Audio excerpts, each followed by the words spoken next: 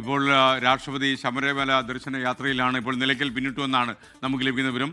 MG Pratheesh Nilakkal നിന്ന് തത്സമയം ചേരുന്നു. പ്രതീഷ്, വാഹന വ്യൂഹം എവിടെ വരെയായി എന്നാണ് നമുക്ക് ലഭിക്കുന്ന വിവരം?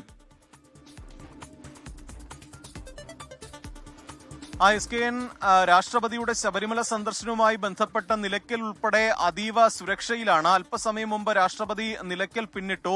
ഏകദേശം 1 മണിക്കൂറിനുള്ളിൽ തന്നെ പമ്പയിൽ എത്തിച്ചേരുമെന്നതാണ് നമുക്ക് മനസ്സിലാക്കാൻ കഴിയുന്നത്. പമ്പയിൽ ഉൾപ്പെടെ അതീവ സുരക്ഷയാണ് രാഷ്ട്രപതിയുടെ സന്ദർശനവുമായി ബന്ധപ്പെട്ട് ഏർപ്പെടുത്തിയിരിക്കുന്നത്. പമ്പയിലെത്തുന്ന രാഷ്ട്രപതി ദ്രൗപദി മുർമുവിന് സ്നാനം ചെയ്യാനുള്ള പ്രത്യേക ക്രമീകരണം പമ്പ മണപ്പുറത്ത് ഒരുക്കിയിട്ടുണ്ട്. അതിനുശേഷമായിരിക്കും ഗണപതി ക്ഷേത്രത്തിലേക്ക് പോയി കെട്ട് നിറയ്ക്കുക. ഗണപതി ക്ഷേത്രത്തിൽ കെട്ട് നിറച്ച ശേഷം പ്രത്യേകം തയ്യാറാക്കിയ പോലീസിന്റെ ഗൂർഖ വാഹനങ്ങളിലായിരിക്കും രാഷ്ട്രപതി സന്നിധാനത്തേക്ക് പോകുന്നത്. ഇതിനുള്ള അകമ്പടി വാഹനങ്ങൾ ഉൾപ്പെടെ പമ്പയിൽ ഇതിനോടകം തന്നെ ക്രമീകരിച്ചിട്ടുണ്ട്. 11:50 സന്നിധാനത്ത് എത്തിച്ചേരുന്ന രീതിയിലാണ് രാഷ്ട്രപതിയുടെ ഷെഡ്യൂളുകൾ ക്രമീകരിച്ചിരിക്കുന്നത്. 11:50 സന്നിധാനത്തെത്തുന്ന രാഷ്ട്രപതി 18ാം പടി ചവിട്ടി സോപാനത്തിലെത്തും. അവിടെ തന്ത്രി കണ്ഠരര് മഹേഷ് മോഹനര് രാഷ്ട്രപതിയെ സ്വീകരിക്കും. ദേവസ്വം ബോർഡ് പ്രസിഡന്റ് മറ്റ് ഉദ്യോഗസ്ഥരും അടക്കം ഈ രാഷ്ട്രപതിയെ സ്വീകരിക്കാൻ ശബരിമല സന്നിധാനത്ത് ഉണ്ട്. 1 മണിക്കൂറും 10 മിനിറ്റുമാണ് രാഷ്ട്രപതി ശബരിമല സന്നിധാനത്ത് തുടരുന്നത്.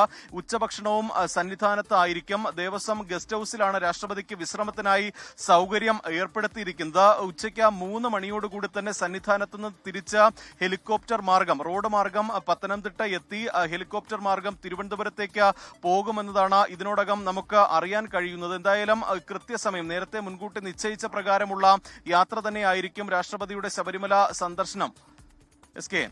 Thank you MG Pratheesh.